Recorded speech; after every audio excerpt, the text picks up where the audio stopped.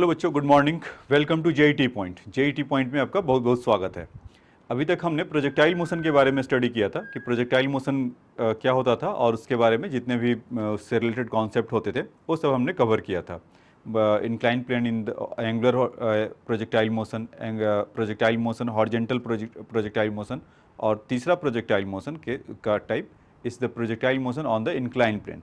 ये तीन हमने टॉपिक कवर किया था। अब उसके बाद कंस्ट्रेंट मोशन की तरफ चलेंगे। तो बेसिकली प्रोजेक्टाइल मोशन भी क्या था कि 2 डायमेंशनल मोशन था, और जिस पे हमें कंडीशन रहता था कि हम एक्स में कितना मूव कर रहे हैं और वाई में कितना मूव कर रहे हैं। तो एक्स और वाई को इंडिपेंडेंटली उसको सॉल्व करते थे, और हमें एक रिस्ट्रिक्शन रहता था कि भाई वाई के along your velocity will be your X in Y coordinate के अलॉन्ग या वाई डायरेक्शन के अलॉन्ग, और ही एक्सेलेरेशन ड्यू टू ग्रेविटी होता था। एक्स एक्सिस के अलॉन्ग कोई एक्सेलरेशन नहीं होता था। एक तरह से कंस्ट्रेंट मोशन वहाँ भी है। तो ऐसे ही करके बहुत सारे कंस्ट्रेंट मोशन होते हैं मेनी डायरेक्शंस के, तो उसके अपने पर्टिकुलर रूल होते हैं। तो इसी रूल को हम मतलब या हमें बोलता है कि आपको एक्सेलरेशन इस डायरेक्शन में है या वर्टिकल है या हॉरिजॉन्टल है। तो इससे हमें कंस्ट्रेंट मोशन का एक ऐसा रहता है कि कंस्ट्रेंट किया जाता है कि आपका मतलब एक्सेलरेशन एक्स एक्सिस में नहीं है, एक्स वाई एक्सिस में आपका एक्सेलरेशन है, अगर एंगुलर मोशन प्रोजेक्टाइल की बात करें। फिर जैसे मान लीजिए कि अगर आपका इंक्लाइन प्लेन पर होता था मोशन, तो सेम बॉडी को जब हम इंक्लाइन प्लेन पर जब प्रोजेक्ट करते थे तो वहाँ पर हम देखते थे कि एक्सेलरेशन का और एक्सेलरेशन का दो कंपोनेंट होता था, इन एक्स और इन वाई, कि हमने उसको ब्रेक कर लिया। तो एक तरह का वहाँ पर हमने कंस्ट्रेंट लगाया। तो बेसिकली कंस्ट्रेंट मोशन की कुछ भी कहीं भी हो सकता है, और मतलब जैसा हम रूल बना सकते हैं। तो सिंपलेस्ट यही होता है कि इसमें आप इंडिपेंडेंटली दो डायरेक्शन का आप एक रूल इसमें रिलेशन देखिए, और फिर उसको आप उसको सॉल्व करने की कोशिश करिए। तो इस तरह का मतलब करते हैं। तो प्रोजेक्टाइल मोशन का आपको एग्जांपल इसीलिए दिया कि वहाँ पर एक्सेलरेशन इन एक्स एक्सिस 0 है और वाई का जी होता था, और हम अलग अलग उसको इंडिपेंडेंटली उसको एक्स कोऑर्डिनेट को अलग सॉल्व करते थे, वाई को अलग सॉल्व करते थे। आपको याद होगा इक्वेशन ऑफ ट्रैजेक्टरी में कि जैसे y equal to x tan theta minus 1/g u square over cos square theta, या x square over u square cos square theta, इस तरह का। तो उसमें हमने क्या किया था, x equal to u cos theta into t, और y equal to u y t या u sine theta minus half g t square. तो टी का वैल्यू हमने उठाकर एक दूसरे से पुट कर दिया था और हमें इक्वेशन मिल गया था। ऐसा ही काम यहाँ पर भी होगा कि कंस्ट्रेंट मोशन में कि कोई अगर दो मोशन है, कोई अगर दो डायरेक्शन में मोशन हो रहा है, तो एक में बोल दिया कि इस डायरेक्शन में जाएगा, दूसरा में अलग जाएगा, तो हम उसमें कुछ रिलेशन ढूंढने की कोशिश करेंगे और कुछ अपना वहाँ पर कैलकुलस लगाकर उसमें रिलेशन निकाल कर लाएंगे। तो आपको कौन जो एग्जाम्पल होगा उसी से वो क्लियर होगा। ठीक है।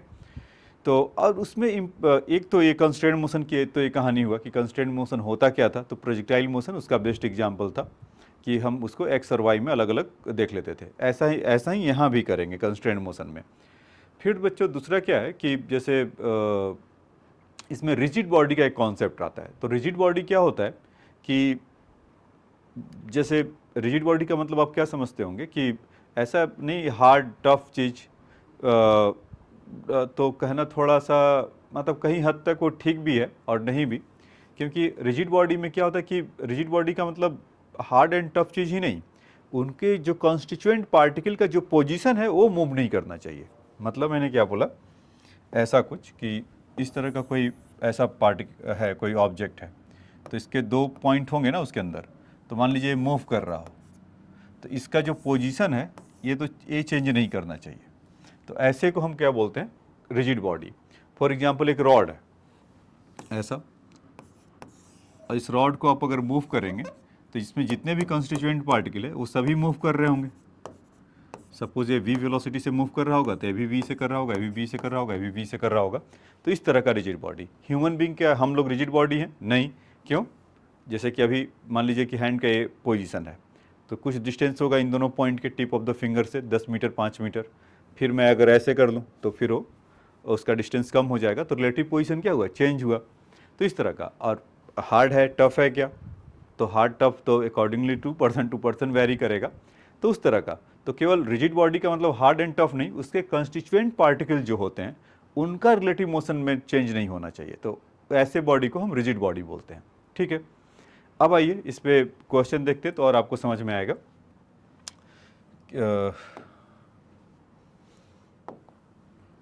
इसमें है कि figure shows that a rod of length is resting on the wall and the floor.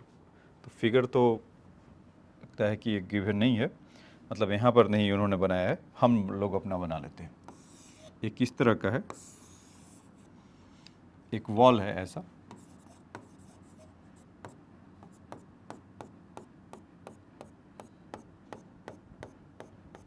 ठीक है, और इस रॉड को यहाँ पर ऐसे रख देते हैं। ठीक, it's lower and is a, ये लोअर एंड है और इसको पुल्ड कर रहा है left with the constant velocity u, इस स्पीड से u से कर रहा होगा कि find the velocity of the other end B downward when the both rod make an angle theta with the horizontal, find the velocity of the other end.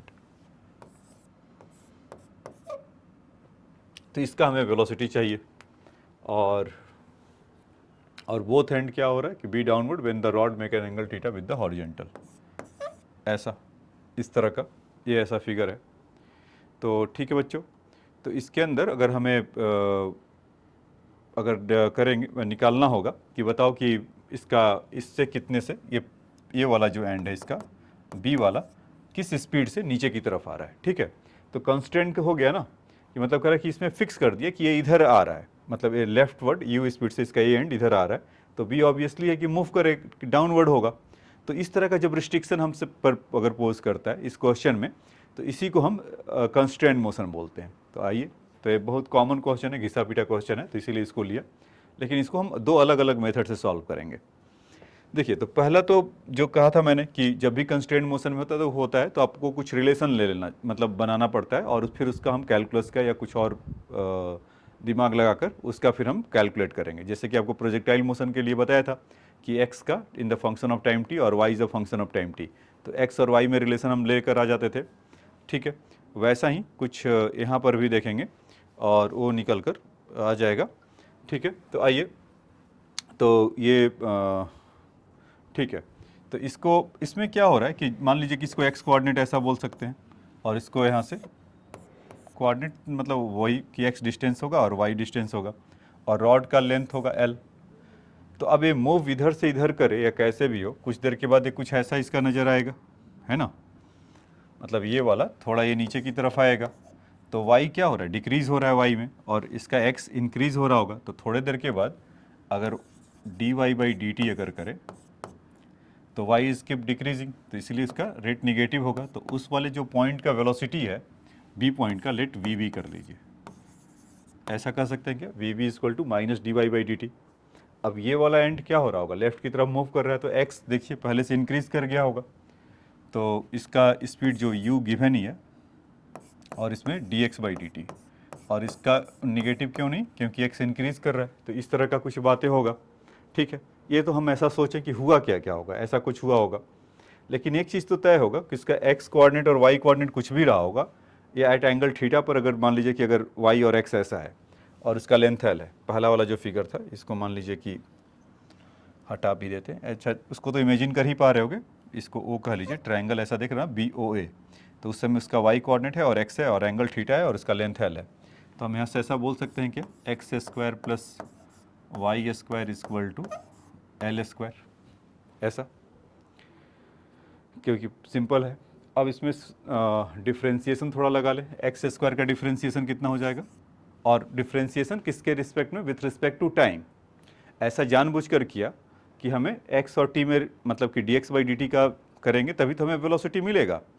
तो इसको अगर किया तो 2x और x का अपना कितना हो जाएगा dx/dt, ठीक, y स्क्वायर का डिफ्रेंशिएशन 2y और यहाँ से हो जाएगा dy/dt, और एल स्क्वायर का वैल्यू हो जाएगा 0, क्योंकि एल तो कांस्टेंट है ना, रिजिड बॉडी टाइप का है, क्वेश्चन में मेंशन है या नहीं मेंशन है, लेकिन ठीक है, एक ऐसा रॉड है कि वहाँ पर रिजिड बॉडी देखो बच्चे की, जैसे अगर आप मान लो कि कोई बॉल फेंकते हैं, क्रिकेट वाली बॉल, तो ऑलमोस्ट वो रिजिड ही रहता है। कभी बहुत हुआ घिसते घिसते घिसते उसका शेप अगर बदल गया है, बहुत अगर पिटाई उसका हुआ बॉल का, तो शेप चेंज कर लेता है। एक वैसा, या गुब्बारे में आप पानी डाल दो बैलून में, और फिर होली के टाइम पे आप मारते होगे ना, तो उसको जब आप फेंकिए, तो जो उसका शेप अगर रेस्ट में होगा तो उसका शेप बदल जाएगा। जब वो मोशन करते हुए जाएगा तो उस डायरेक्शन में होगा तो इन्फ्लेटेड हो जाएगा थोड़ा सा, तो वो रिजिड बॉडी नहीं होगा। तो इसीलिए रॉड है तो रॉड का लेंथ क्या होगा, फिक्स होगा। तो यहाँ से इसका लेंगे, तो इसमें देखिए 2 से 2 ये कैंसिल हो गया, तो यहाँ से x dx है, तो इसमें x dx बाई dt का वैल्यू कितना हो गया, ये u गिवन था जो पहले हमने इसको ये ले रखा था, तो इसके जगह पे u हो गया। y dy बाई dt कितना होगा, velocity of the b point का डाउनवर्ड होगा, तो और उसका वेलोसिटी यहाँ से चाहिए तो अब माइनस वी भी लिख सकते हैं इस तरह का 0। तो जब इसको आप सेटल करेंगे, हमें तो वेलोसिटी ऑफ उसी b पॉइंट का चाहिए, तो वेलोसिटी ऑफ b आपका आ जाएगा कुछ u into X by Y, ऐसा। ये y इधर गया तो u इधर हुआ तो x बाई वाई हुआ। तो आप यहाँ से देखेंगे तो x बाई वाई का वैल्यू कितना हो जाएगा, ये x है y है तो सिंपल ट्रिग्नोमेट्री भी लगा देंगे, तो cot थीटा का वैल्यू कितना हो जाएगा, x by Y, tan theta is y by x, तो cot theta is x by Y. तो यहाँ से v का वैल्यू कितना हो गया, u times into cot theta, देखिए ऐसा। तो ये तो आपका ये मेथड था इसमें, मतलब डिफ्रेंशिएशन वाला कि x और y का रिलेशन लेकर और उसको हम डिफ्रेंशिएट कर दिए। तो इसको आप एकदम फुर्सत में बैठकर इसको लिख लीजिए और पॉज करके लिख लीजिए। तो इसका दूसरा मेथड भी आपको अभी बताता हूँ मैं, ठीक है बच्चों, इसको लिख लिया, ठीक है। अब इसके बाद देखिए कि इसका नेक्स्ट जो सेकेंड मेथड था, हाँ रिकॉर्डेड है, इसका अगर सेकेंड मेथड देखते हैं। देखिए रिजिड बॉडी में जैसे बताया था कि अगर कोई रिजिड बॉडी है तो उसका रिलेटिव मोशन क्या होगा, नहीं होगा। उसी कॉन्सेप्ट को पकड़ते हैं कि जैसे अभी बता रहा था ना पीछे आपको कि कोई अगर रिजिड बॉडी है, अगर रॉड है ही है, तो अगर ये मान लीजिए इधर जाने लगे और इसमें अगर रॉड अगर पूरे अगर v से जा रहा होगा तो इसमें ए भी v से जा रहा होगा, ए भी v से जा रहा होगा, तो इन दोनों का अगर इस पॉइंट को a और इस पॉइंट को b कह दे तो इन दोनों का रिलेटिव मोशन क्या होगा, a with respect to b, तो v माइनस वी इज 0, ऐसा। तो किसी भी रिजिड बॉडी में उसके अलॉन्ग मोशन नहीं होगा, नहीं तो फिर क्या होगा, रिजिड बॉडी नहीं रहेगा। मान लीजिए कि इसका v1 हो और इसका जैसे इसी को ऐसा कर दे,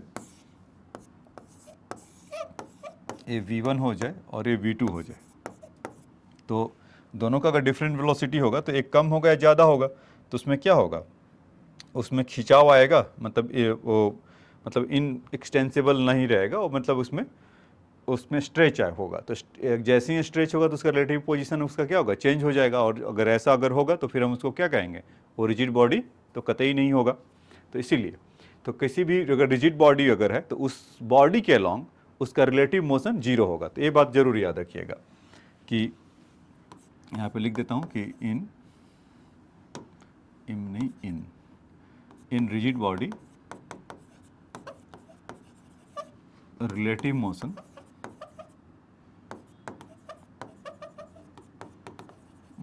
along the body is 0। इस कॉन्सेप्ट का हम फायदा उठाएंगे, ठीक है।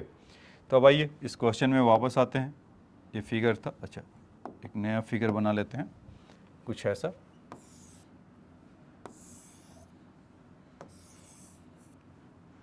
या ऐसा था फिगर, ये रॉड है हमारा, ठीक है बच्चों।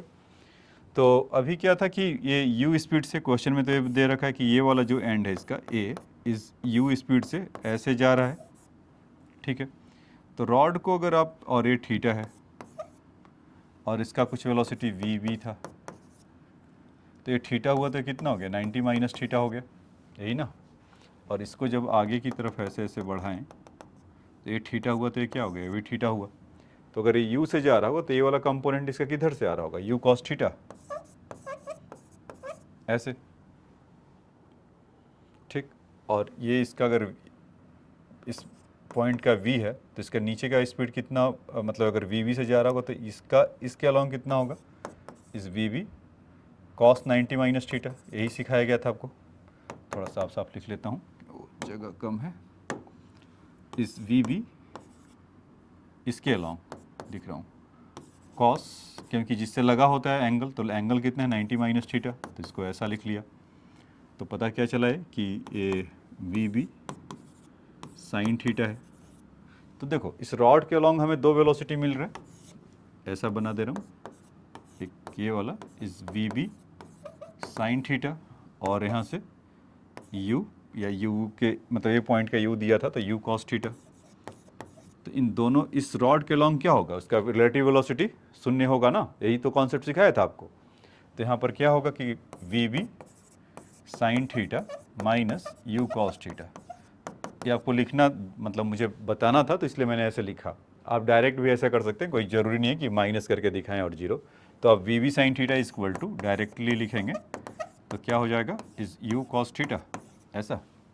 तो वही उधर गया, तो vb इज इक्वल टू कितना हो गया, u cos theta by sine theta is cot theta, तो सेम आ गया। तो इसका दो मेथड था, एक तो आपको उस वाले मेथड से बताया, फिर आपको यहाँ से इसको बताया कि अगर रिलेटिव मोशन, अगर कोई रिजिड बॉडी है तो उसके अलॉन्ग रिलेटिव मोशन नहीं होगा और शून्य होगा, तो ऐसा होगा। ठीक है बच्चों, तो ये आपको एकदम शुद्ध क्वेश्चन था, ये आपको हर जगह मिलेगा क्वेश्चन, ऐसा नहीं है कि मैं ही यहाँ बता रहा हूँ, कि लगभग हर बुक में आपको मिलेगा। और ये कॉन्सेप्ट ऐसा है कि और क्वेश्चन ऐसा है कि हर जगह है और बार बार आता है।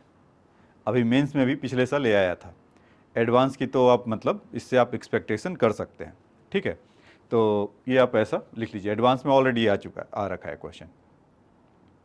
ठीक है, तो ये समझ में आपको आया होगा कि अगर रिलेटिव मोशन, उसके कॉन्सेप्ट आपको बस बार बार यही इसीलिए बता रहा हूँ कि कॉन्सेप्ट आपको एक ही याद रखना है कि relative motion along the rod is शून्य, जीरो। ठीक, तो V V equal to U cot theta ऐसा होगा। तो इसको नोट डाउन कर लीजिए, पॉज करके, या लिखना है तो लिख लीजिए। ठीक है, अब आइए नेक्स्ट क्वेश्चन में चलते हैं। तो इस क्वेश्चन में हमने एक ऐसा देखा रिजिड बॉडी का, मतलब दो रिलेशनशिप निकालकर और फिर उसको बताया था। अब आइए इसके बाद नेक्स्ट क्वेश्चन में आते हैं। कह रहा है कि in the arrangement of the shown in a figure, figure फिर से गायब कर दिया है, the ends of A and B are the inextensible string move downward with uniform speed. चलिए मैं आपके लिए बना देता हूँ बच्चों। ऐसा है कि आप जब भी पेज वगैरह पलटते हो जल्दी में, तो ये क्वेश्चन भी आपको बहुत कॉमन सा है, वो आपको दिखाई पड़ जाएगा। ये ऐसा है और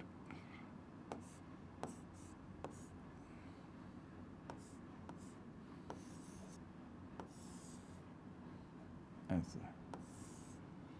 ठीक है, तो क्वेश्चन ये है कि एक ब्लॉक है, उसका मास m है, ऐसे। तो कह रहा है कि ए एंड बी है, इन क्या बोला है, इनएक्सटेंसिबल। इनएक्सटेंसिबल का मतलब इसका लेंथ फिक्स है, मतलब रिजिड है, चेंज नहीं करेगा। तो क्या कहा कि string move downward with speed u, ये दोनों u स्पीड से ऐसा मूव कर रहे हैं नीचे की तरफ। The pulley and B are the fixed, find speed with the which the mass m is move upward.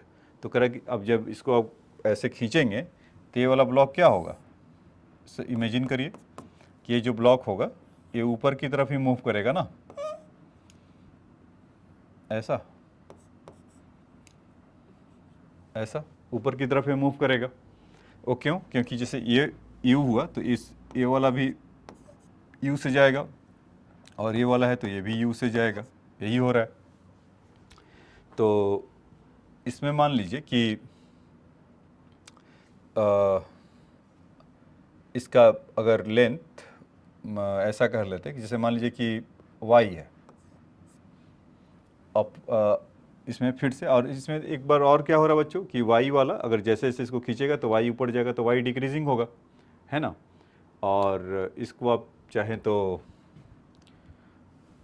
x ले लीजिए, या पूरा इसका लेंथ अगर l है तो इसको आप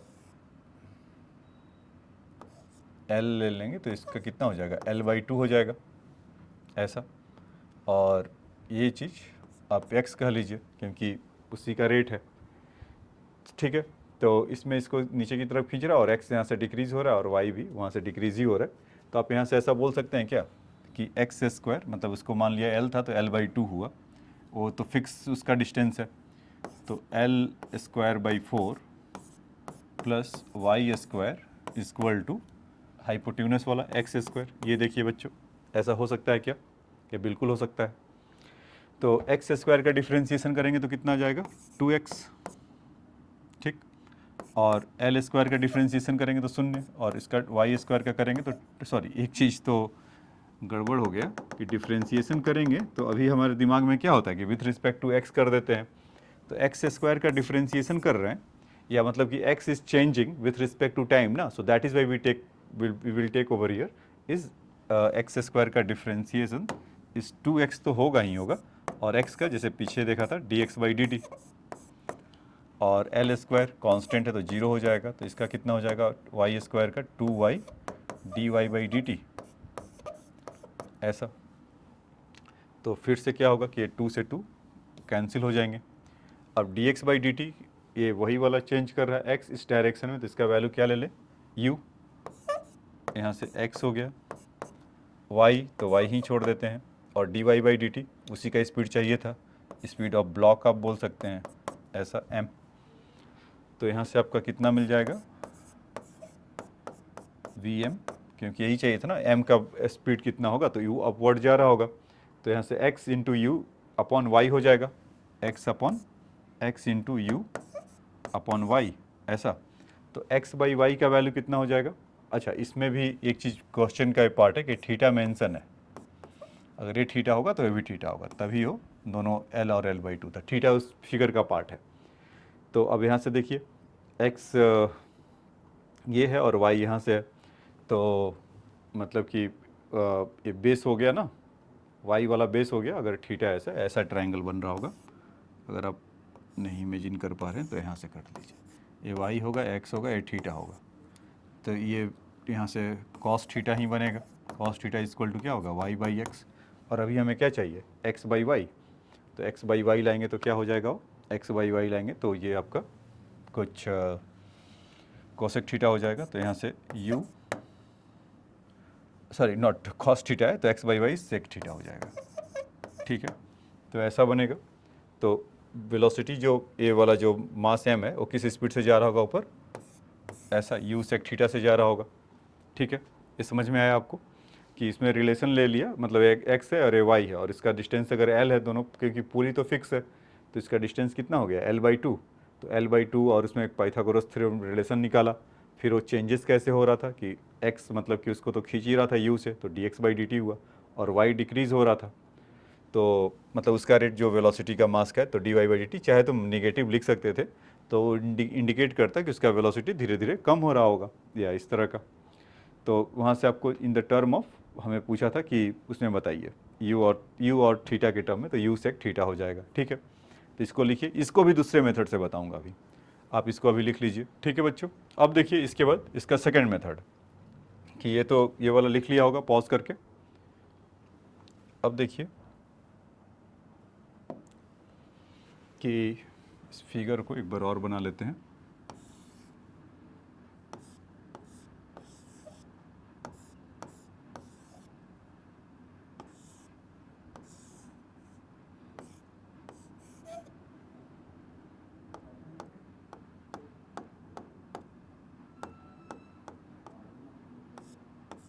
थीटा ऐसा हुआ, ठीक है, और इसको ऐसे खींचा हो यू से, ये ऐसा हो रहा है।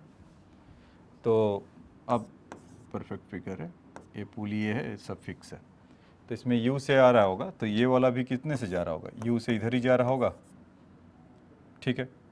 तो इसमें हम ये कह सकते हैं कि,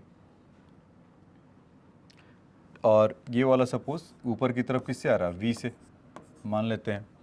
तो स्ट्रिंग कैसा है? इनएक्सटेंसिबल है, तो अलॉन्ग द स्ट्रिंग हम कह सकते हैं ना कि इसमें कोई तो इसका रिलेटिव वेलोसिटी 0 होगा, क्योंकि इनएक्सटेंसिबल स्ट्रिंग है, तो इसका क्या मतलब बताया था कि वो रिजिड बॉडी है, और रिजिड बॉडी के लिए कॉन्सेप्ट का क्या सिखाया था कि relative motion along the rigid body will be शून्य, zero.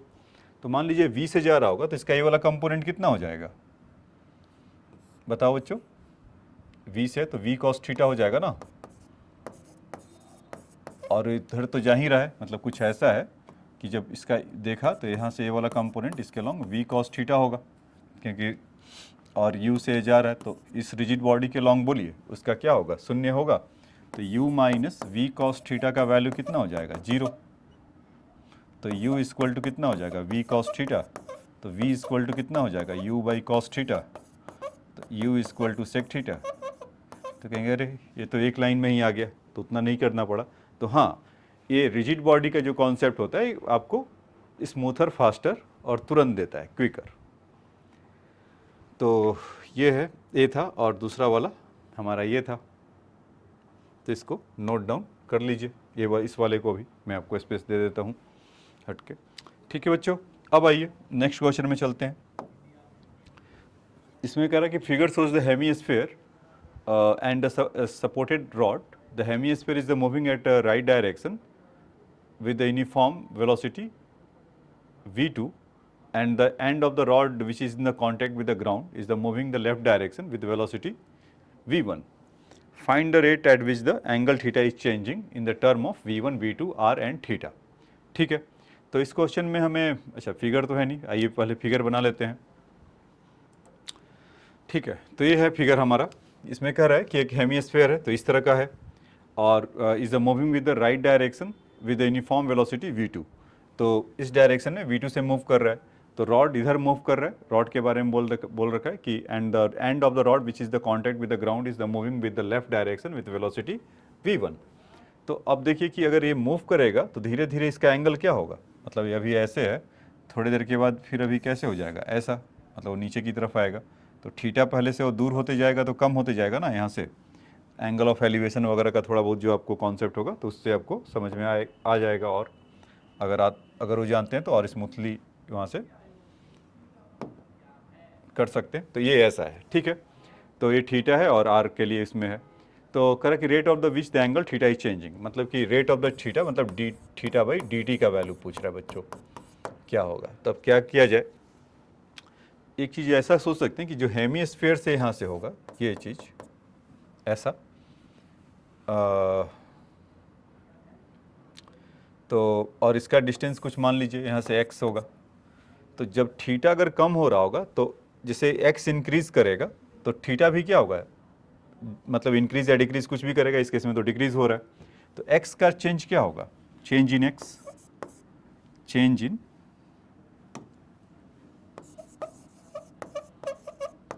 x equal to rate of change in x, basically rate, क्योंकि rate of change in x, क्योंकि x में चेंज हो रहा है तो रेटेड है ना, टाइम डिपेंडेंट है। तो अगर ये v1 से इधर जा रहा होगा और v2 से इधर जा रहा होगा तो यहाँ पर कितना हो जाएगा, v1 प्लस v2। क्यों, क्योंकि रिलेटिव मोशन है, किसी एक को उसको पॉजिटिव मान लीजिए, नहीं तो इसको निगेटिव मान लीजिए। तो v1 प्लस v2 ऐसा होगा। तो x में तो चेंज होगा, तो ये बात तो ठीक है। r है, तो हमें कुछ एक ऐसा रिलेशन ढूंढ के लाना है कि जो x और थीटा के लिए और r मतलब ऐसा मिल जाए। तो अगर इसी को देखिए, ये सेंटर से जा रहा है, ये तो मैथ में ज्ञान होगा ना कि सेंटर से क्या होता है कि कोई भी अगर मतलब रेडियस अगर टेंजेंट पर है तो ये एंगल कितना होता है, 90 डिग्री। तो इस हिसाब से r और x में क्या रिलेशन हो जाएगा, और ये थीटा है। तो यहाँ से हम बोल सकते हैं कि sine theta is equal to r by X, sine theta is equal to r by X. तो x इक्वल टू कितना हो जाएगा, r कोसेक थीटा। हाँ, यहाँ से ही रिलेशन हमें मिल गया, क्योंकि x का तो चेंज हमें पता ही है। अगर x को डिफ्रेंशिएट करें विथ रिस्पेक्ट टू टाइम तो dx बाई dt ऐसा होगा। r तो r हो गया।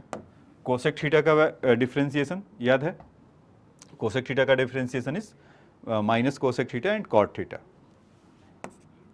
Minus cosec theta and into cot theta, and नहीं इंटू।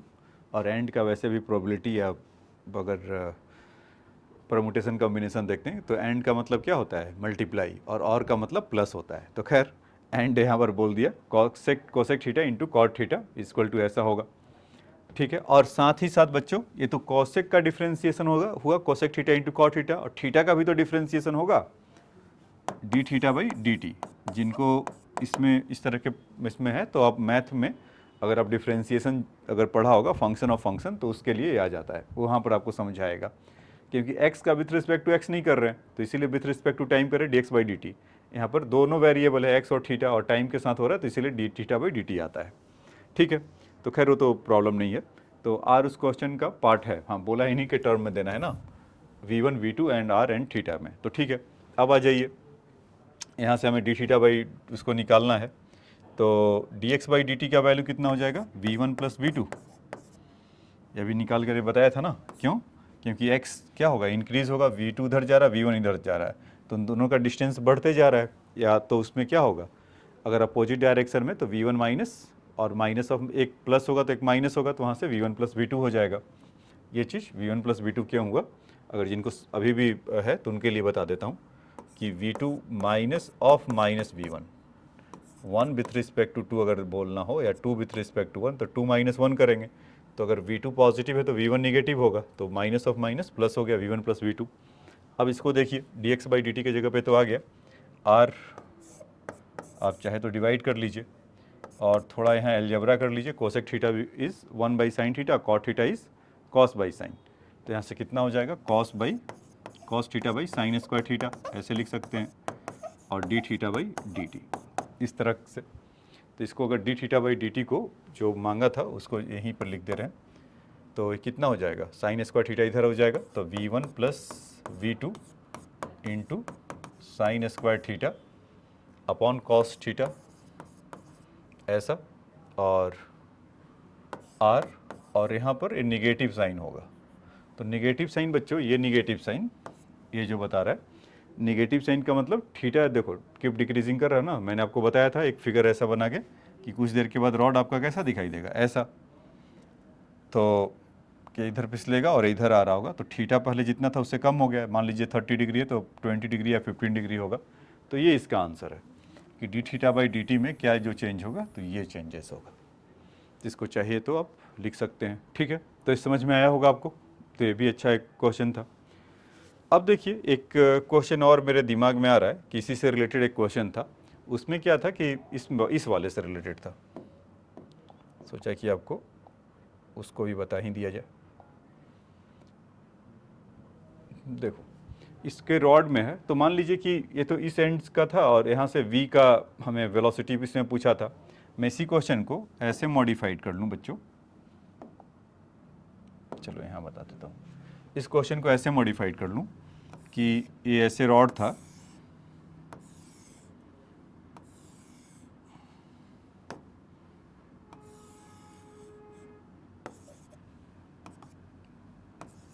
ये ऐसे था, इस तरह का था। ठीक है, तो यहाँ पर सपोज इसका इस मिड पॉइंट का मतलब यहाँ पे ये यू स्पीड से तो जा ही रहा था और ये वी से जा रहा था, तो इसका डाउनवर्ड स्पीड, तो हमने यही डिस्कवर किया था यू कॉट थीटा, ये नीचे की तरफ आ रहा, तो कहीं पर अब माइनस यू कॉट थीटा लिखा रहता है या यू कॉट थीटा, तो minus sine is indicating is going downward. अच्छा, इस क्वेश्चन में क्या पूछा कि अगर मिड पॉइंट का अगर पूछ ले आपसे कि मिड पॉइंट किससे जा रहा होगा, तो मान लीजिए कि मिड पॉइंट वी से जा रहा होगा, तो इसमें इसके दो कंपोनेंट होंगे, इसको वी एम कह देते हैं मिड पॉइंट का, तो इसका वी एम एक्स हो रहा होगा, इसका ये वाला कंपोनेंट, क्योंकि ये थीटा है तो ये थीटा होगा ऐसा, और ये वाला वी एम वाई होगा इस साइन थीटा। अगर वो आप वहाँ से देखें तो ये मिड पॉइंट भी तो कुछ चल रहा होगा, तो उसको अचानक से दिमाग में है कि चलो अच्छा बताओ मिड पॉइंट का अब क्या होगा, तो इस तरह का मिड पॉइंट से नीचे की तरफ आ रहा होगा अगर ऐसे देखें तो वी एम एक्स और वी एम वाई।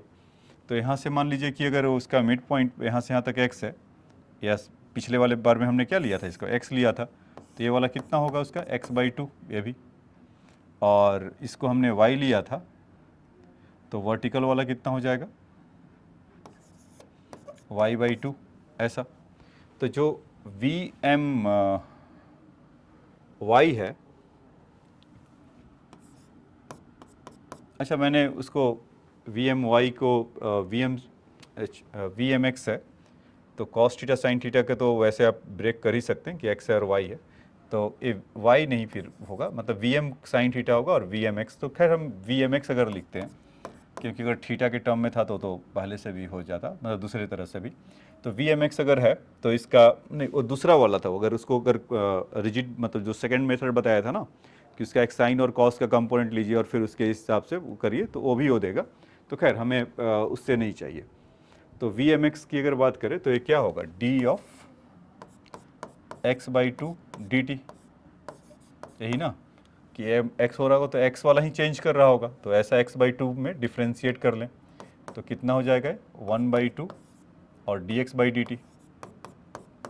तो dx/dt तो हम पहले से जानते थे, इसके लिए कितना था u, तो इसका कितना आ गया वैल्यू u/2, है ना। देखो बच्चों, इसको समझ में आया कि अगर मिड पॉइंट है तो मिड पॉइंट का मान लो वेलोसिटी m होगा, तो vm से इसको रिप्रेजेंट करें तो इसका x कंपोनेंट क्या होगा, तो vmx ऐसे कुछ होगा। हमने उसको vm को नहीं ब्रेक किया, vm cos थीटा नहीं बोला या साइन थीटा नहीं बोला, यहाँ पे मैंने बोल दिया लेकिन उसका कोई काम नहीं था। चाहो तो उसको कन्फ्यूज़न हो रहा है तो इसको हटा लीजिए।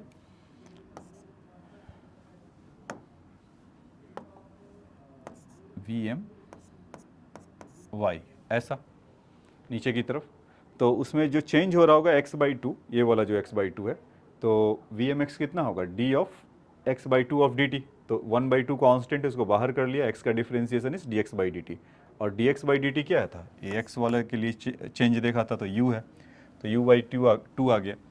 वैसे ही अगर हम vmy के लिए अगर देखें तो वहाँ से भी कितना होगा d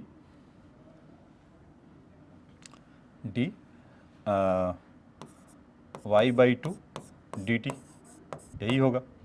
तो यहाँ से भी कितना आ गया 1/2 dy/dt, ऐसा यही होगा।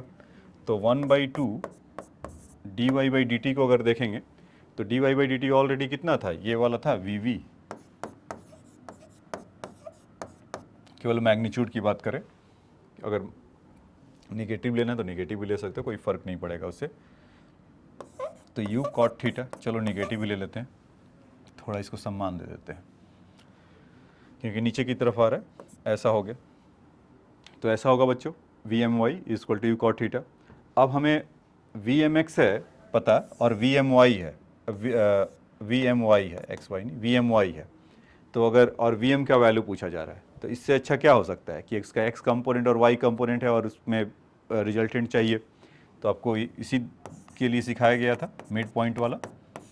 तो यहाँ से हम ऐसा बोल सकते हैं ना कि mid point of x component का square plus mid point of y component का स्क्वायर, इन दोनों को स्क्वायर करके सम कर देंगे तो हमारा मिड पॉइंट का आ गया। तो बस ये वेट कर रहा है कि आप जल्दी से उसको पुट करिए। आप चाहो तो म्यूट करके भी या पॉज करके भी आप जा सकते हैं इसको पुट करने।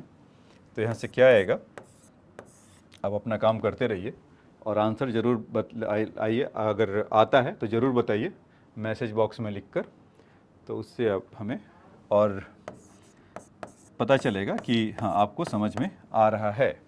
तो u/2 के लिए हो गया, और यहाँ से माइनस u/2, देखो माइनस है ना तो मैंने बोला था फ़र्क नहीं पड़ेगा, नेगेटिव भी क्या होगा पॉजिटिव हो जाएगा।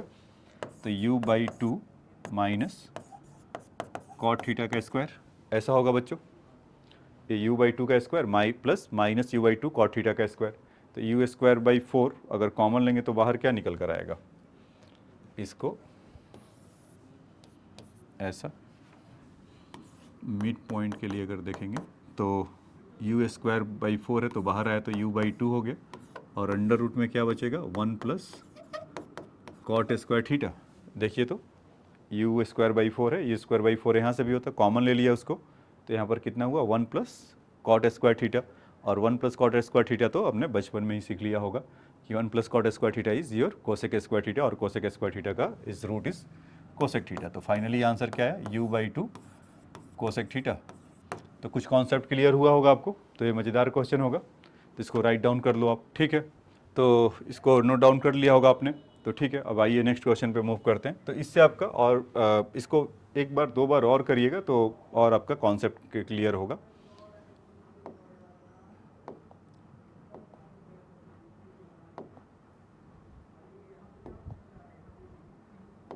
नेक्स्ट क्वेश्चन क्या है, हाँ,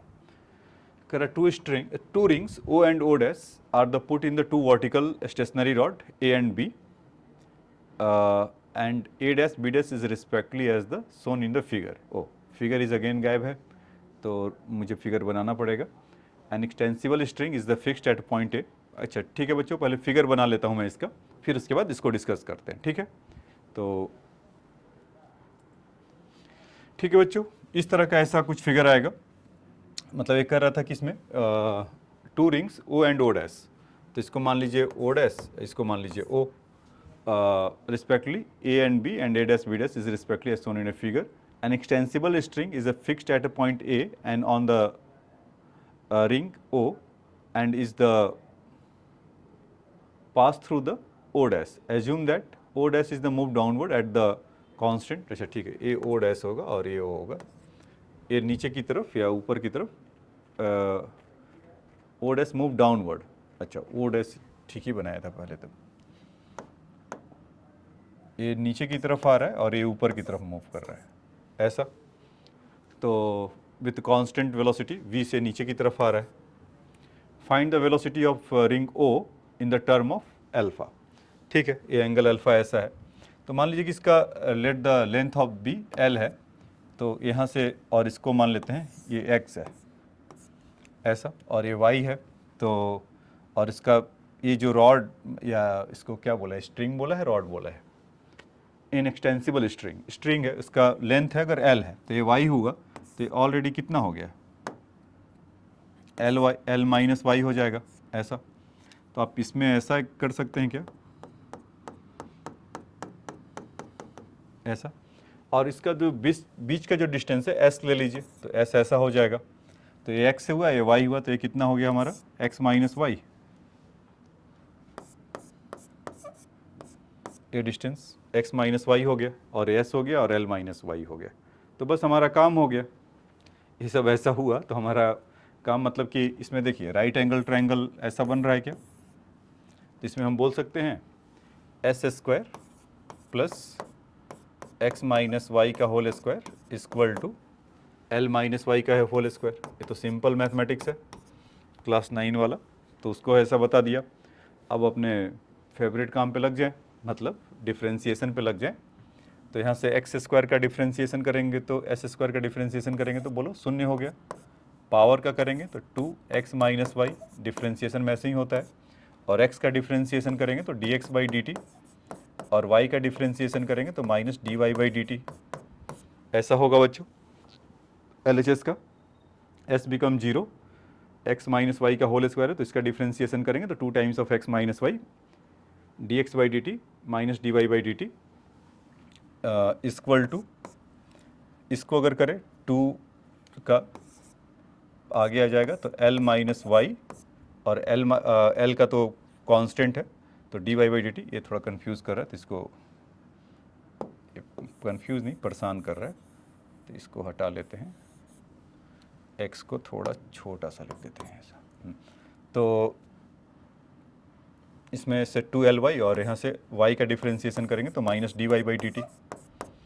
यही होगा क्या, हाँ यही होगा. तो 2 से 2 कैंसिल कर लें. तो कुछ यहाँ पर और समझ ले कि जैसे कि ये पॉइंट ऊपर की तरफ जा रहा होगा, तो इसका dx बाई dt होगा. हमें बेसिकली इसी को निकालना है. तो इसको हम कुछ v0 या मतलब इसमें जो चेंज होगा dx बाई dt को कुछ आप v0 मान लीजिए. ठीक है, और dy बाई dt इंक्रीज़ हो रहा होगा, ऐसे डिक्रीज़ हो रहा तो नेगेटिव होगा क्योंकि x कम हो रहा होगा. और dy बाई dt का वैल्यू v दे रखा है, क्वेश्चन में बोल रखा है v दे रखा है. ठीक है, तो यहाँ से हम क्या कर सकते हैं कि x माइनस वाई को एज इट इज़ रख लीजिए. आगे देखेंगे क्या हो रहा होगा. dx बाई dt के लिए वहाँ से चाहे तो माइनस v0 लिख लिया, और माइनस dy बाई dt के लिए यहाँ पर v लिख लिया. इस तरह का बातें कुछ होगा. Equal to minus l y और dy बाई dt के जगह पे आपका कितना गया, v माइनस बी इनफैक्ट इस तरह का. तो माइनस v, ये तो ऐसे उसको उड़ा दो यहाँ से. तो आपके पास बचा क्या, मतलब हमें v0 को अगर लाना था तो ठीक है. तो ऐसा कर लेते हैं कि उसी को रीराइट करके अगर लिखें, अगर एमएससी हुआ नहीं है स्पेस यहाँ पर, तो उसमें देखिए x माइनस वाई को तो x माइनस वाई लिख लो. फिर से रीराइट करके लिख दे रहा हूँ इसको, v0 प्लस v हो गया equal to l minus y v, ऐसा होगा क्या बच्चों? देखिए इस तरह का x minus y v naught plus v l minus y v. तो अब यहाँ से अगर हम x minus y upon l minus y, कुछ रिलेशन बच रहा है क्या? ये वाला डिस्टेंस जो अभी हटाया था ये क्या था? x माइनस वाई था, x minus y upon l minus y. तो हाँ कुछ तो मिल रहा है, ये कुछ कॉस और सेक के उसमें ऐसा मिल रहा है। तो यहाँ पर अगर हम करें वी नॉट प्लस वी, इसको अलग कर लें, इसका निगेटिव तो हटा लिए हैं, तो l y minus x minus y कितना हो जाएगा? चलो इसी को लिख देते हैं, आगे देखा जाएगा जो होगा होगा, क्योंकि v का मल्टीप्लाई होकर उधर माइनस तो हो ही रहा है। तो यहाँ से बताइए ये l y upon x minus y, तो हाइपोटेन्यूस अपॉन बेस, तो सेक थीटा मिल जा रहा है क्या? या सेक अल्फा, इसके लिए सेक अल्फा हो गया v naught plus v upon v, ऐसा होगा। ठीक है, तो अब तो एलजेब्रा है, अब उसमें तो कुछ है नहीं, मतलब कि फाइनल कितना था? V naught plus v upon v equal to sec alpha. तो अब इसको वी नॉट बाई वी लिख लीजिए, प्लस 1 लिख सकते हैं डिवाइड करके सेक अल्फा। तो v naught by v equal to sec alpha minus 1, ऐसा होगा। तो यहाँ से कितना हो जाएगा? V naught equal to 1 minus cos alpha upon cos alpha, थोड़ा कॉस के टर्म में लिख दिया, चाहे सेकेल में भी लिख सकते थे, तो कोई फ़र्क नहीं पड़ेगा। भी आप चाहो तो आंसर यहाँ भी छोड़ सकते थे, वी नॉट इक्वल टू, ये आपको दिख रहा होगा। अगर मैं छुप गया हूँ तो बताइएगा ज़रूर बच्चों कि छुप जाता है सर, आप थोड़ा उसको देखिए, क्योंकि आगे आने वाले वीडियोज़ में मैं थोड़ा कॉन्शियस रहूँ। तो v naught equal to v into sec alpha minus 1, ऐसा होगा या ये ऐसा होगा। तो ये इसका आंसर था। ठीक है, तो इसको राइट डाउन कर लीजिए पहले यहाँ से, यहाँ पर कि हुआ क्या क्या, कि या तो पीछे जाके पॉज करके भी देख सकते हैं, मैं स्क्रीन ऐसे छोड़ दे रहा हूँ, तो आप इसको फटाफट लिख लो। मतलब मेन ये था लिखना, ये जो था ना, ये तो बाकी तो ये तुम जैसे क्या करते हैं, हार्ड वर्क जो हो रहा है, एक स्मार्ट वर्क था, तो smart work is that one, red mark, ये आपको सोचना था। और फिर उसके बाद का डिफ्रेंसिएशन है। तो अब ये नहीं मैंने बोला कि स्मार्ट वर्क है तो बस उसी को लिखा बाकी छोड़ दिया, ऐसा नहीं करिएगा, उसको पूरे राइट डाउन करिएगा, तब जाकर आपका होगा। क्योंकि एग्ज़ाम में अभी क्या होगा कि जब मैं बोल रहा हूँ एकदम आपका एनर्जी लेवल हाई होगा, आप भी सुन रहे होंगे, समझ रहे होंगे, आपको भी लग रहा होगा अच्छा होगा, लेकिन जैसे ही क्या होगा कि आप मतलब एक सुन लिया और एग्ज़ाम में जब आएगा या मतलब अभी करके छोड़ गए, तो आपको याद आएगा कि हाँ ऐसा कुछ किया तो था, लेकिन जब आपसे दिमाग पूछेगा या आप पूछेंगे दिमाग से चलो बताओ अब क्या हुआ, तो जब दिमाग जाके फ्लैशबैक में जाएगा, कुछ विंडो वगैरह देख रहा होगा, तो क्या कह रहे यार आगे तो प्रैक्टिस किए नहीं थे, तो इससे हमें वो तो खुल ही नहीं रहा कोई फाइल। तो इसीलिए क्या होता है कि आप लिख लीजिए, तो आप एक बार लिखेंगे तो फाइल फटाफट पीछे का भी उधर भी खुलने लगेगा। तो इसीलिए साथ साथ आप हमेशा एक काम करिए कि जब भी, मैं अक्सर बोलते रहता हूँ कि जब भी आप क्लास यहाँ पर स्टार्ट करते हैं, आप ऐसा नहीं है कि मुझे मतलब कि कभी भी लेना है या करना है, एक टाइम बना लो, 1 घंटे 2 घंटे मुझे लेक्चर सुनना है या मतलब अगर पढ़ने जाना है तो ऐसा करना है, तो उसमें आप बिना कोई डिस्टर्बेंस का आराम से 1 घंटे आप सोचिए कि मुझे बैठना है, कॉपी अपना ले लीजिए, वीडियो ऑन कर लीजिए, जो बताया जा रहा है साथ साथ आप कोशिश करिए लिखने का। तो उससे क्या होगा कि एक डिडली कॉम्बिनेशन बनेगा कि आप मतलब जैसे होते हैं ना कि स्मार्टर लोग, तो उस कैटेगरी में आप आ जाएंगे। मतलब कि जैसे आप सुनते हो थोड़ा पढ़ा रिजल्ट ज़्यादा आया, मैंने इतना पढ़ा रिजल्ट नहीं हुआ, तो होता क्या है कि आप एक बार में एक ही काम करते हैं, जैसे कि चलो आज देखूंगा फिर उसके बाद अपना कुछ क्वेश्चंस करूंगा, तो ऐसा नहीं होता है कि जब आप आज देखूंगा और कल लिखूंगा और परसों क्वेश्चन सॉल्व करूंगा। इससे बढ़िया कि स्मार्ट वर्क करिए, 1 घंटा आप सब कुछ दिन दुनिया भूल जाइए कि मुझे क्या इधर हो रहा है नहीं हो रहा है, मुझे 1 घंटा ये देना है और अपना फिर बाकी का जो काम करेंगे करेंगे। मतलब जैसे होता है ना कि बिजी पर्सन की 1 घंटे में मुझे कोई डिस्टर्ब नहीं करेगा, या डू नॉट डिस्टर्ब का अपने घर के अपने कमरे के बाहर एक टैग लगा दीजिए, और उस समय हम अपना काम में कर रहे हैं तो कोई डिस्टर्ब ना करे। तो उसमें जाकर आराम से आप सुनिए देखिए, और जितना टाइम करेंगे तो वो इस प्रोसेस में क्या होगा कि आपके दिमाग में सब चीज़ें बैठते जाएगा।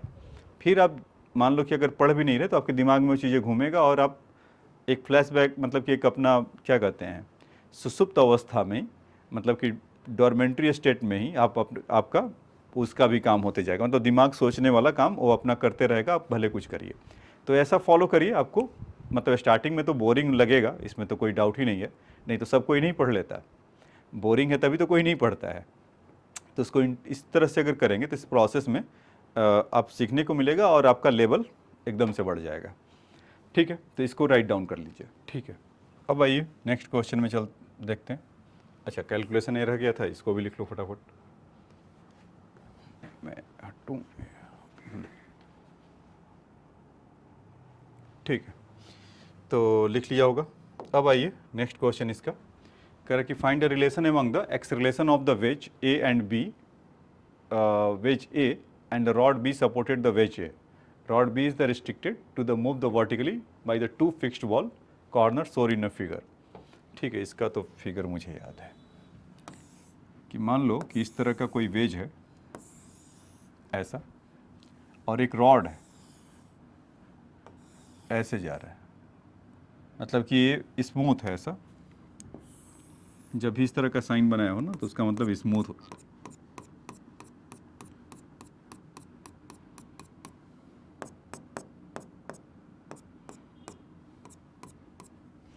ऐसा, और इसमें क्या बोला कि एक यहाँ पर भी वॉल लगा दिया है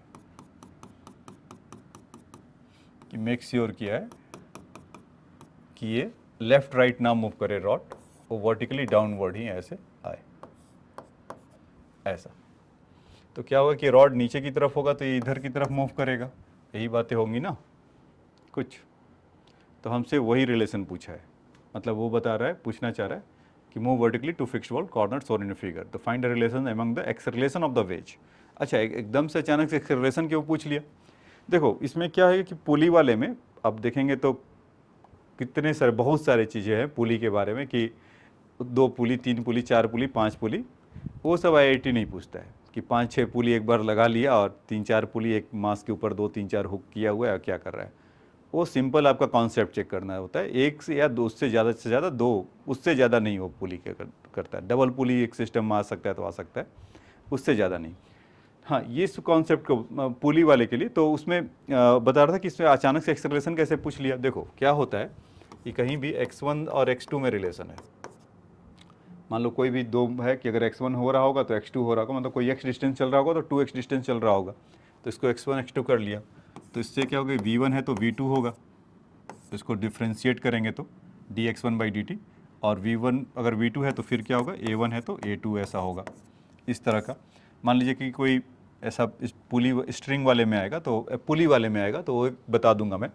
तो उसमें क्या होता है कि अगर एक पुली x मूव करता है तो दूसरा पुली 2x मूव करता है, तो एक का वेलोसिटी v होता है तो दूसरे का 2v होता है, डिफ्रेंशिएट करते जा रहे हैं, और एक का a है तो दूसरे का 2a है। इस तरह का कॉन्सेप्ट इसमें ऐसा लगता है कि मतलब एक का अगर एक्सेलरेशन है तो उसका डबल हो जाएगा। तो वहाँ यहाँ पर भी वही है, ऐसा एक इरोडोव में क्वेश्चन है, उसी के लिए ग्राउंड तैयार करके आपको दिया गया है कि पहले से आपको बेसिक कॉन्सेप्ट आ जाए, फिर उसके बाद उस क्वेश्चन को करेंगे तो एक झटके में हो जाएगा। कहते हैं ना कि इरोडोव का क्वेश्चन SC वर्मा से 10 टाइम्स मुश्किल होता है। तो क्यों होता है? SC वर्मा में बेसिक्स है, मतलब कि जिस टॉपिक का है उसको बताया गया होगा और वो साइंटिफिकली आया है। इरोडोव में क्या है कि वो सेट ऑफ द मतलब प्रॉब्लम का एक गुच्छा है, तो उसमें क्या होता है कि वो ऐसा सोच के, तो उसमें तो थ्योरी होता नहीं है, क्वेश्चन होता है, तो क्वेश्चन वो कैसा भी डाला मतलब डाल दिया है, और कैसा भी नहीं मतलब कि कैसा से मतलब है टफ डाला हुआ है, यानी कि कोई सा भी उठाकर रैंडम नहीं डाल दिया है। तो यहाँ पर देखिए कि अगर ये वाले अगर ऐसा जा रहा होगा तो मान लेते हैं कुछ देर के बाद ये नीचे की तरफ ऐसा आ रहा होगा, थोड़ी देर के बाद ये ब्लॉक या रॉड नीचे की तरफ आ गया होगा ऐसा, तो ये ब्लॉक पीछे की तरफ ऐसे खिसका होगा ऐसा। अगर डॉटेड फिगर बनाते तो ये भी वैसा बनता, या चलो फिगर जब अवेलेबल है तो येलो को भी लाते हैं मार्केट में। थोड़ी देर के बाद ऐसा हो गया होगा बच्चों। अच्छा, उसमें एक चीज़ और है कि वेज का सोन इन फिगर बोल रहा है ना, तो थीटा वहाँ पर बना के दिया हुआ है, मतलब कि इस वेज का थीटा है। तो मान लीजिए कि यहाँ से यहाँ तक वो x खिसका होगा, पहले जितना यहाँ था अब यहाँ पर हो गया, तो अगर x इसमें आ रहा होगा तो अगर ax हुआ तो ये कितना हो गया, सामने x tan थीटा, ऐसा होता है ना, मतलब कि इसको चाहो तो y ले लो, y by x equal to tan theta ही होगा इस केस में। तो y इक्वल टू कितना हो जाएगा, x टेन थीटा। तो इसीलिए अगर ये x हुआ तो ये कितना होगा, x टेन थीटा। मतलब रॉड वाला x टेन थीटा से नीचे आ रहा होगा और a से इधर x से इधर जा रहा होगा। तो वही कहानी है कि x इज मतलब x is change to x tan theta इन दोनों में। तो इसको अगर v से डिफ्रेंशिएट करेंगे तो कितना हो जाएगा, v टेन थीटा। और इसके लिए a इक्वल टू, या मतलब x1 तो अलग अलग था, तो इसको आप चाहो तो v1 कह लीजिए और इसको v2 कह लीजिए, x1 x2, लेकिन वो तो है उसी का ना। तो आप मतलब इसमें जैसे मैं x इस एरो से मार्क किया हूँ कि x टेन थीटा है, तो आप इसको x टेन थीटा है, v टेन थीटा, तो यहाँ से कितना हो जाएगा, a टेन थीटा हो जाएगा। तो मान लीजिए कि अगर ये a2 से जा रहा होगा तो ये किससे आ रहा होगा, उसको a1 कह लीजिए, a2 equal to a1 tan theta, ऐसा। तो इन दोनों का ये ऐसा रिलेशनशिप निकल कर आएगा।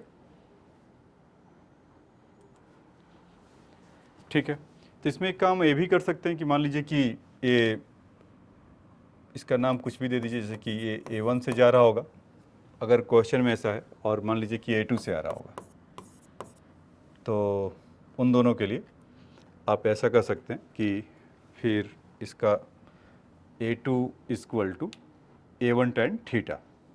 ठीक है, उस रिलेशन से ऐसा इसमें मिल जाएगा। तो ठीक है, इसको नोट डाउन कर लीजिए। ठीक है, तो ठीक है बच्चों, तो ये कंस्ट्रेंट मोशन का है। इसके बाद अगर हम पुली वाले के लिए भी एक अगर समझें, ये तो इसके लिए था। अगर हम पुली वगैरह के लिए भी अगर एक क्वेश्चन आपको बता देते हैं कि जैसे क्या होता है कि जैसे मान लो कि ये आपका है एक, ये सब बेसिकली क्या है कि लॉज ऑफ मोशन में आप जब देखेंगे तो उन सबों में इसका एप्लीकेशन होगा। जैसे इस पीछे वाले क्वेश्चन का भी देखा इसका, या अभी जो क्वेश्चन मैं आपको ऐसा बताना जा रहा हूँ कि जिसके लिए जैसे इस तरह का है कि इस तरह का है और यहाँ से एक ऐसा पुली लगा दे, कि एकदम से सर क्या बता दिया। देखो बेसिकली क्या होता है कि ऐसा मान लो कि एक पहले नॉर्मल समझ लीजिए कि इस तरह का है, एक ऐसा है। तो अगर एक वुड मशीन होता है, मतलब ये पुली ऐसा गोल घूमता है, तो इसका मास सपोज m1 है, इसका मास m2 है। तो अगर ऐसा लिखा हुआ है कि m2 is greater than m1, तो m2 नीचे की तरफ जाएगा तो m1 ऊपर की तरफ आएगा, यही होगा। और यही होगा भी, अगर आप पुली में अगर हुक करके देखेंगे तो ये m2 अगर नीचे की तरफ जाएगा तो m1 किधर जाएगा, ऊपर की तरफ। ऐसा अगर मतलब इसमें होता है। अच्छा, एक चीज़ और है कि लॉज ऑफ मोशन में जब भी आप क्वेश्चन करने जाएंगे, सेम क्वेश्चन ऐसा रोटेशनल मोशन में भी हो सकता है क्या, होता ही है। सेम क्वेश्चन रोटेशनल मोशन में भी मिलेगा, लेकिन वहाँ और यहाँ में अंतर क्या होगा, यहाँ पर आप ध्यान से देखना। जब भी अगर लॉज ऑफ मोशन के मतलब जो नेक्स्ट चैप्टर हम पढ़ेंगे वही पढ़ेंगे अभी, तो लॉस ऑफ मोशन में क्या होता है कि वहाँ पर ये पुली जो है घूमता नहीं है। आप ध्यान से पढ़ना, उसमें लिखा रहता है कि स्ट्रिंग यानी inextensible string is pass over the pulley, not rotate it. तो अभी क्या हो रहा है कि ये सिंपल पास हो रहा होगा, ऐसे पुली नहीं घूमता है। जैसे पुली घूमने लगेगा तो फिर मामला बदल जाएगा। ये सब बातें मैं आपको लॉज ऑफ मोशन में पूरे डिटेल में समझाऊंगा। तो खैर इस पर आते हैं। तो अभी जैसे मान लीजिए कि अगर इसका v स्पीड है तो इसका भी v स्पीड होगा, क्योंकि ऊपर से होगा, क्योंकि इनएक्सटेंसिबल स्ट्रिंग है, कनेक्टेड है ना, सेम स्ट्रिंग है। तो एक नीचे जाएगा तो एक ऊपर जाएगा, तो एक a से नीचे आएगा तो एक a से ऊपर जाएगा, ऐसा ही होगा। लेकिन इस केस में बच्चों ऐसा नहीं है। मान लीजिए कि अगर ये x डिस्टेंस अगर ऊपर गया, अगर ये आप देखो यहाँ से x डिस्टेंस अगर ऊपर गया तो x डिस्टेंस से नीचे रिलीज होगा। लेकिन ये लोग जब आपस में कैसा होंगे कि मान लीजिए कि यहाँ से अगर x हुआ ये और यहाँ से x हुआ, तो दो x मतलब कि तब तक वो क्या करेगा, जब x से ऊपर गया तो x से तो नीचे आया, लेकिन यहाँ पर इन दोनों में 2x से रिलीज होगा। ठीक है, तो इस तरह का मतलब कुछ बातें इसमें आता है, तो उसको आपको और इसमें बताएंगे। ठीक है, तो इसमें अच्छा अभी ये रिलेशन इसमें ऐसा इसलिए नहीं मतलब मैं जैसे बता रहा था कि x ऊपर गया तो x नीचे आया, तो इन दोनों में मैं बोल रहा था कि एक्स नीचे गया, तो इसमें परेशानी क्या है कि इसका सपोज मास सबका अगर अलग अलग है, m1 m2 है और m3 है, तो ये क्या होगा कि सेम लेंथ से ऊपर नीचे नहीं होगा बच्चों, मतलब x से नहीं होगा, कोई हो सकता है कि x1 से जा रहा होगा, x2 से जा रहा होगा। अगर मास सेम है m, तब उसके लिए अलग कहानी होगा। तो ये अलग, इसकी अलग कहानी है। लेकिन मैं आपको बताना चाह रहा था ये नहीं, मैं आपको बताना चाह रहा था कुछ इस तरह का कि एक ऐसा पुली है, मास m है और एक हवा में ही ऐसा झूलता हुआ पुली है, उसका मास m है, और इसको थोड़ा सा ऐसा कर लीजिए, हाँ इस तरह का अगर हो सपोज, तो अब ये देखिए कि क्या होगा कि सपोज कि इसका मास कैपिटल M कर देते हैं, तो अगर AM से नीचे की तरफ x डिस्टेंस अगर मूव कर रहे तो ये इनएक्सटेंसिबल है, तो अगर मान लो कि ये x मूव कर रहा होगा तो ये भी x मूव कर रहा होगा, मतलब ये नीचे की तरफ दोनों होंगे ना। तो बेसिकली जो स्मॉल m वाला है उसको कितना अपना ऊपर या नीचे आना पड़ा होगा, अगर ये नीचे की तरफ आ रहा तो ऊपर कितने से जाएगा, वो 2x से ऊपर की तरफ जाएगा। तो इन दोनों के रिलेटिव वेलोसिटी में मान लीजिए कि इसका वेलोसिटी a बोल दे और इसका वेलोसिटी b बोल दे, इन दोनों में पूछेगा कि रिलेशनशिप बताइए कि क्या होगा। तो इस केस में क्या होगा कि ऐसा कि x से नीचे आया उसके लिए और वो वाला दूसरा वाला 2x से उधर हुआ, तो उसका वेलोसिटी ऑफ a मतलब ये होगा, तो 2x से उसका रिलीज कर रहा होगा तो इसका 2vv। तो इन दोनों में रिलेशन होगा कि एक अगर v से जा रहा होगा तो 2v से जा रहा होगा, इस दोनों के लिए रिलेशन है यहाँ पर। तो velocity of a equal to 2 times of velocity of b कह सकते हैं। तो acceleration of a equal to 2 times of acceleration of b, इस तरह का रिलेशन होता है। ऐसे बहुत सारे आपको मिलेंगे, मतलब ये बहुत सिंपल वाला मैंने बताया, और सिंपल वाला ही यूज़ होता है बच्चों, चाहे कुछ मतलब कितना भी आप इधर से प्रैक्टिस करके जाइए, वहाँ पर आप जो एग्ज़ाम में जब मिलेंगे मेंस में या एडवांस में, तो आपको सिंपल सा ही यही ऐसा ही कॉन्सेप्ट आपको मिलेगा। तो अभी आपको जो 4-5 क्वेश्चन बताया वो बहुत ही बेसिक था, तो इस क्वेश्चन को बार बार करते रहिए, और ऐसा मिलता जुलता क्वेश्चन, इसी से अगर मिलता जुलता क्वेश्चन है उसको करिए, तो आप देखेंगे तो आपसे बन जाएगा। अगर फिर भी कोई डाउट रहता है तो आप मैसेज करिए, क्वेश्चन भेजिए, तो और आपको उसमें बताया जाएगा। ठीक है, ठीक है। देखिए इसके बाद इस क्वेश्चन में, इस क्वेश्चन के लिए इसमें क्या करें, फिगर अगर विजिबल है नहीं विजिबल है, थोड़ा और दूसरे कलर से कर दिया जाए तो विजिबल नहीं,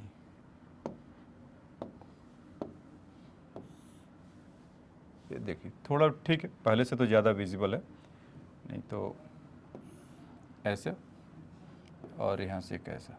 तो इसमें कह रहा है कि the v1 and v2 are the instantaneous velocity of m1, तो और तो इसमें आप मान लीजिए कि ये v2 से नीचे जा रहा होगा, इधर इसका m2 मास इसका है। ठीक है, अगर ऐसा नहीं है तो मैं इसको रुको, इसको फिगर ही आउट कर लेता हूँ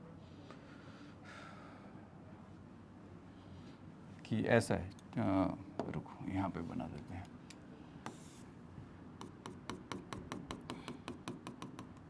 इस तरह का, और सिस्टम कुछ ऐसे है।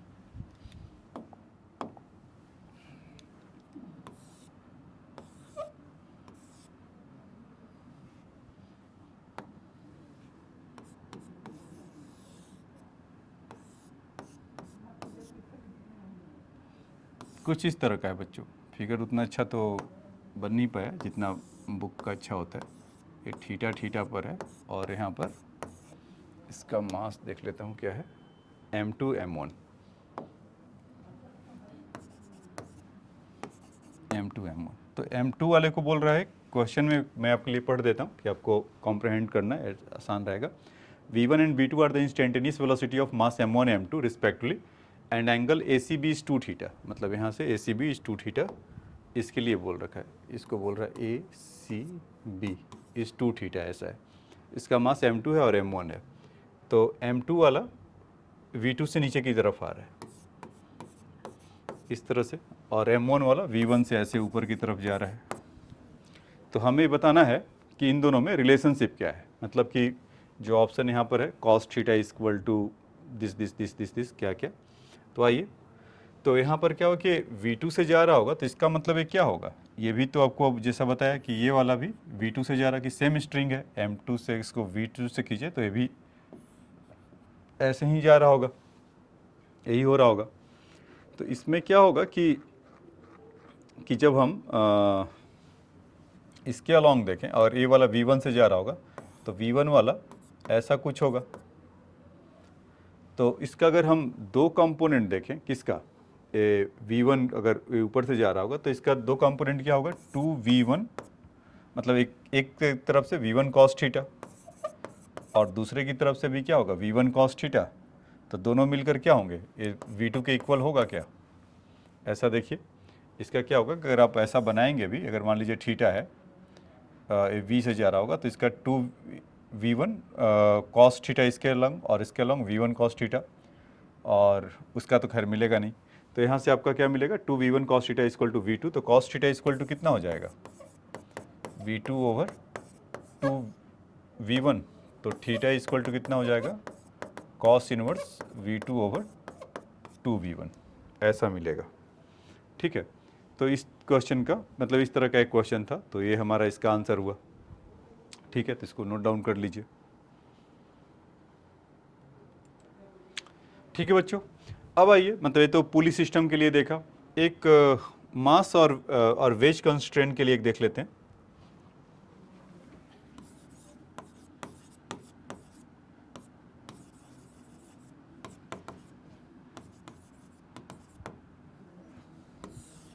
इसमें क्या है कि सपोज इस तरह का कुछ है,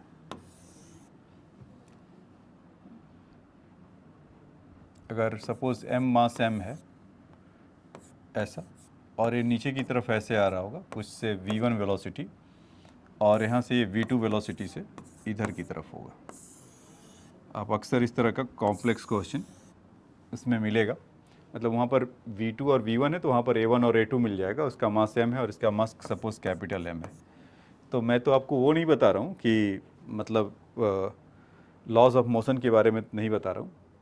देखो बार बार मैं आपको इसको ये जो अभी जो लेक्चर है कंस्ट्रेंट मोशन का, ये बेस तैयार करके दे रहा है आपको लॉज ऑफ मोशन के जो कॉम्प्लेक्स क्वेश्चन जब मैं जब लूँगा तो वहाँ से ये सब कॉन्सेप्ट वहाँ पर काम आएगा।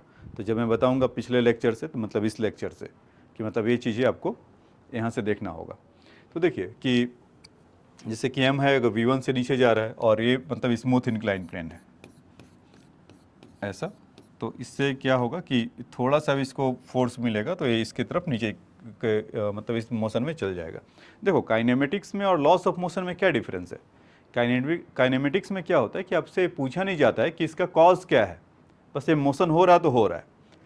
लॉज ऑफ मोशन में, या उसको डायनेमिक्स बोलते हैं, हम उसी को ढूंढने जाते हैं, उसमें पूछते हैं क्यों मूव कर रहा है, तो बताएंगे कि क्यों मूव कर रहा है, तो फोर्स लगेगा ना। कोई भी चीज़ अगर मोशन में है तो उसका मतलब किस पे कोई ना कोई एक्सटर्नल फोर्स लग रहा होगा, तो बताएंगे कि एक्सटर्नल फोर्स ऐसे लग रहा है, फिर किस इधर से लग रहा है, इसका एक कंपोनेंट इन्वॉल्व है, फिर इसका एक कंपोनेंट इन्वॉल्व है, इस चलते वगैरह वगैरह ऐसा काम हो रहा है। तो हम ऐसा इसको बता सकते हैं। तो V1 से नीचे जा रहा होगा और V2 से इधर जा रहा है, तो इसका मास m है, इसका मास स्मॉल m है।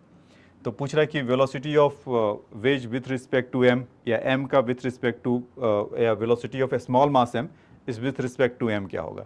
तो हम इसको सिंपली ऐसे सोच लेते हैं कि पॉइंट की तरफ कि V1 से ऐसे जा रहा है, मतलब इस डायरेक्शन में, अच्छा उसमें ले लीजिए थीटा, मतलब वेज है तो उसका थीटा होगा ही होगा, और ये वाला होगा आपका कुछ V2 है। ठीक, तो ये अगर थीटा हुआ तो ये थीटा हो जाएगा, तो इन दोनों के बीच का एंगल कितना हो गया, 180 माइनस थीटा, या पाई माइनस थीटा, आप ऐसा बोल सकते हैं। तो हमें V1 और V2 के बीच में उसका रिजल्टेंट एक तरीके से बताना है और उनके बीच का एंगल पता है। तो इससे अच्छी बात क्या होगा, हमने सीखा था ना कि अगर दो वेक्टर क्वांटिटी है तो उसका रिजल्टेंट या वेलोसिटी के लिए ही ले लीजिए, तो V1 square plus V2 square plus 2V1 V2 cos theta, ऐसा होता था। तो यहाँ पर भी अगर उसी फॉर्मूला को अप्लाई किया जाए तो कितना हो जाएगा, V resultant equal to V1 square plus V2 square plus 2V1 V2 cos 180 minus theta. तो ये कितना हो गया, V1 square plus v2 plus 2, हाँ cos 180 माइनस थीटा क्या होता है बच्चों? cos 180 माइनस थीटा इज, बोलो, माइनस cos थीटा। क्यों? क्योंकि cos 180 माइनस थीटा देखो ऐसा होता है, ये थीटा वाली लाइन है ना, और फर्स्ट क्वाड्रेंट में ऑल आर पॉजिटिव होते हैं, सेकंड वाले में कौन पॉजिटिव होता है? Sine and cosec. तो अगर पाई माइनस थीटा अगर है तो साइन और कोसेक को छोड़कर सब निगेटिव होंगे, यहीं पर लाई करेगा ना पाई माइनस थीटा, तो cosec cos 5 minus theta is minus cos theta. तो जब यहाँ से इसको करेंगे, इसका वैल्यू अगर आप रखेंगे तो माइनस, ये वाला हटा लीजिए,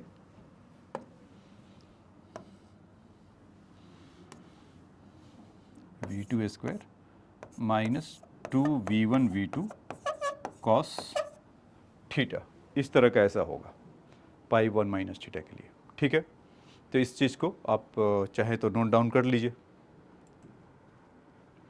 ठीक है बच्चों, तो ये था हमारा कंस्ट्रेंट मोशन का, मतलब बेसिक से लगभग आपको सिखाना स्टार्ट किया। स्टार्टिंग में हम आज जब अभी मिले तो आपको बताया था कि कंस्ट्रेंट मोशन होता क्या था और रिजिड बॉडी के साथ इसका क्या करेक्शन होता था। तो उसमें अगर देखा कि जो कंस्ट्रेंट मोशन है, मतलब एक पर्टिकुलर लॉ से उसमें कह दिया गया कि ऐसा होता है, ऐसा होता है, मतलब कुछ रिस्ट्रिक्शन इम्पोज है। कंस्ट्रेशन का मतलब क्या, कंस्ट्रेंट कर रखा है कि इधर नहीं उधर इधर। तो कई सारे मेथड है, तो उसमें आपको सबसे आसान मेथड बताया, और उसमें प्रोजेक्टाइल मोशन भी एक तरह का कंस्ट्रेंट मोशन ही है। उसमें हम देखते हैं कि acceleration due to gravity downward नीचे की तरफ रखता है, मतलब वाई कंपोनेंट में एक्स खाली है, लेकिन उसी चीज़ को हम अगर इंक्लाइन प्लेन पर फेंकें तो वहाँ पर एक्स भी आ जाता है और वाई भी आ जाता है, क्योंकि हमने उसको ब्रेक कर दिया अकॉर्डिंग टू आवर कन्वीनियंट कैसा था उसके हिसाब से हम उसको ब्रेक डाउन कर लिए थे। तो यहाँ पर भी वही है, कंस्ट्रेंट मोशन में भी था, यही हमने देखा कि अगर इस तरह का इधर इस मोशन में जा रहा तो इधर क्या हो रहा। तो एक कॉन्सेप्ट वो आपको सिखाया था, फिर दूसरा कॉन्सेप्ट उसके अंदर ये सिखाया था रिजिड बॉडी का, कि कभी भी रिजिड बॉडी होता है तो उस बॉडी के अलॉन्ग रिलेटिव मोशन, उसके कॉन्स्टिट्यूएंट पार्टिकल का रिलेटिव मोशन नहीं होता था। तो उसका हमने देखा, और फिर अलग अलग इसमें 4-5 क्वेश्चन देखे। फिर उसके बाद आपको एक 2 पुली के लिए बताया, और फिर इसके लिए वेज वाले के लिए बताया। और तो इसमें इतना काफ़ी है, अगर आप और उस पर क्वेश्चन ट्राई करिए और इस कॉन्सेप्ट को लेकर जाइए तो और इसमें फिर मिलेंगे। तो इस चैप्टर को, इस पूरे मोशन इन 2 डायमेंशन को यहीं पर समाप्त करते हैं, मतलब एक तरह से काइनेमेटिक्स का द एंड हुआ। अगली बार हम जब लोग लेक्चर में जो मिलेंगे तो उसके लिए लॉज ऑफ मोशन स्टार्ट करेंगे। तो उसमें जैसा मैं अभी बता भी रहा था कि डायनेमिक्स होता क्या है, तो उसमें क्या होता है कि आपको जो कोई भी मोशन होगा तो उसका कॉस ढूंढने की कोशिश करेंगे, और उसमें Newton's first second third law होगा। तो बहुत सारा उसमें फिजिक्स देखने को आएगा और बहुत मज़ा आएगा। ठीक है, तो फिर मिलते हैं नेक्स्ट लेक्चर में, नेक्स्ट चैप्टर में, Newton's law of motion, force and Newton's law of motion. उस तरह से मतलब फोर्स को पूरा इंक्वायरी करेंगे और न्यूटन क्या बता रहे हैं वहाँ पर, या फोर्सेस किस तरह के होते हैं, इसमें हम डिस्कशन करेंगे। ठीक है, तो आज के लिए इतना ही। Thanks for your time.